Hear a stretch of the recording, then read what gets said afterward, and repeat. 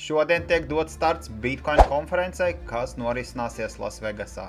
Šodien, 27. maijā, 8:00, kā katru vakaru, otrdienās mums Kripto numur 1 YouTube tiešrāde pievienojies. Standard Chartered paredz to, ka Bitcoins līdz 25. gada beigām būs 200,000 un līdz 2029. gadam būs 500,000.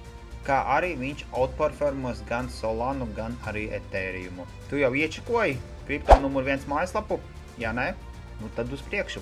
Apmeklē www.kriptonumur1.lv.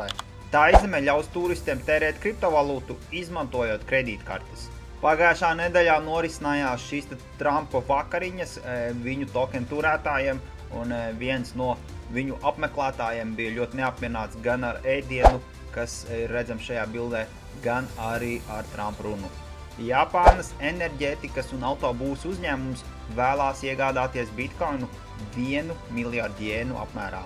Tiekamies šodien 8:00 YouTube un visu pārējo atradīsi www.kriptonumur1.lv vai arī spiežot profilā uz linku.